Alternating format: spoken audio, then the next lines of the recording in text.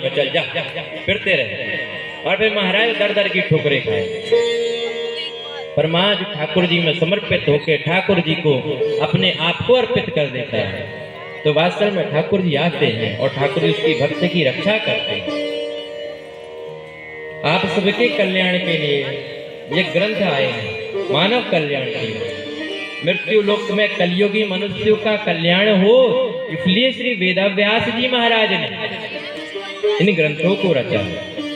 और देखा जाए हमारा और आपका जीवन में एक ट्रेन की पटरी की तरह एक ट्रेन है, हम उस ट्रेन में चल रहे हैं और हमारा जीवन चलते जा रहा है और हम चल रहे हैं, पर हमारा स्टेशन कभी ना कभी आएगा और उस स्टेशन में हमको उतरना ही पड़ेगा।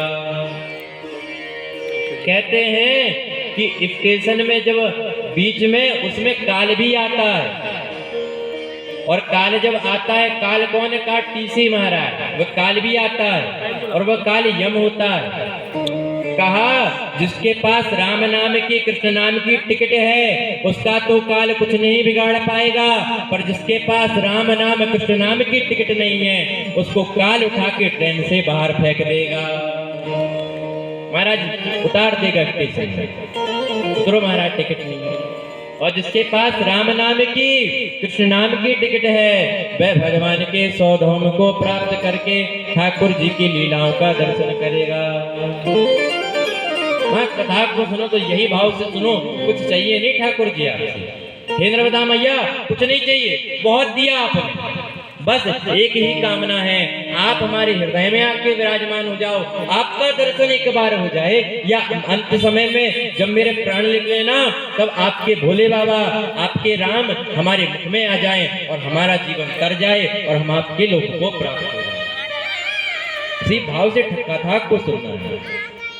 और जब तक इस भाव से कथा को ठाकुर जी को चैतन्य मानकर अनुभव से कथा को नहीं सुनोगे, इन कानों को ठाकुर जी इसलिए देते हैं कि गंदे गंदे गाने मत सुनो। महाराज खूब फिल्मी गाने सुन सुनकर खूब गंदगी भर दी। कहा किस लिए दिया है व्यास जी? कहा इन कानों को इसलिए दिया कि आप इन कानों में ठाकुर जी की अमृतमय रसमय प्रेममय कथा को सुन सुनकर इनको भर लो और इस हृदय को प्रेम से ठाकुर जी से जोड़ दो। इसलिए ठाकुर जी ये कान देते हैं। अब भागवत में भी सुनते हैं पिबत भागवतम रसमाल्यम।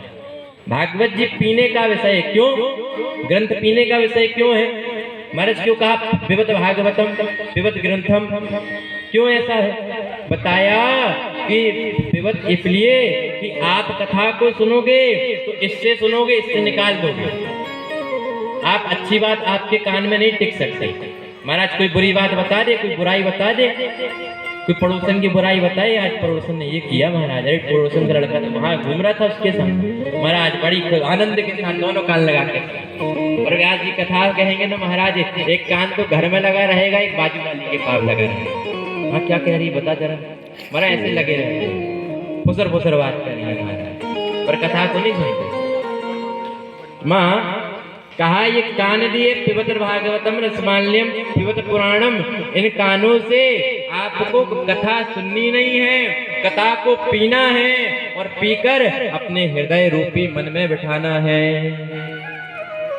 और जब तक आप मन से ठाकुर जी का भजन नहीं करोगे, नर्मदा माता का चिंतन नहीं करोगे, उनका अनुभव प्राप्त नहीं होगा।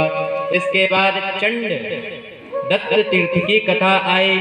यहाँ पर चंडमुंड नामक दैत्य ने भगवान सूर्य का पूजन किया और सूर्यदेव से वर को प्राप्त किया।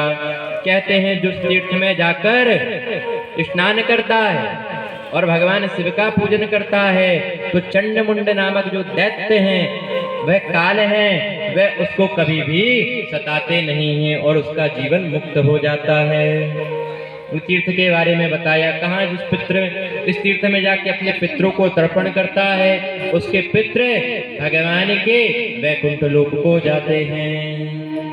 इस तीर्थ के बारे में बताया। इधर पर नारायण तीर्थ के बारे में बताया कि यहाँ पर नर और नारायण इन्होंने आके तप किया और कई वर्षों तक भोले बाबा का तप किया और पृथ्वी में 5 अक्षर मंत्र ओम नमः शिवाय इस मंत्र को देने वाले श्री नर नारायण जी वहां बैठकर भोले बाबा का स्मरण करते हो। नर्मदा पुराण कह रही है उस तीर्थ नर्मदा जी के तट में बैठकर ओम नमः शिवाय ओम नमः शिवाय ओम नमः शिवाय इस मंत्र का जाप किया।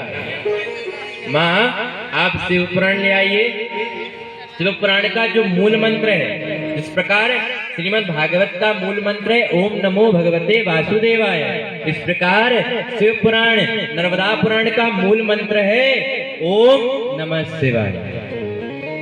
आपने कई वक्ताओं से दूसरा मंत्र सुना होगा, पर शास्त्र उसकी प्रमाण नहीं देता है, वह बिना प्रमाण का मंत्र है। जिसको ग्रंथ प्रमाण दे रहे हैं आप उस बात को करें। और ग्रंथ किस मंत्र को प्रमाण देते हैं? कहा ओम नमः शिवाय।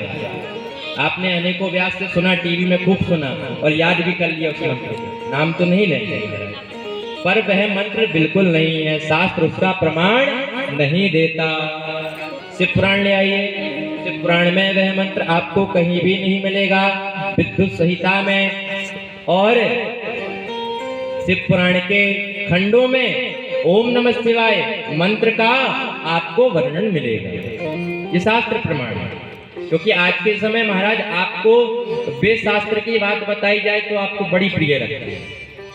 आज के समय वक्ता आपको खूब बढ़िया बढ़िया उपाय बता दे और आपको वो अच्छा लगेगा, पर महाराज आपके जीवन को ठाकुर जी से जोड़ने की कथा आपसे कही जाए, आप सुनो तो आप उसको मत सुनो, आप उसको सुनोगे ही नहीं।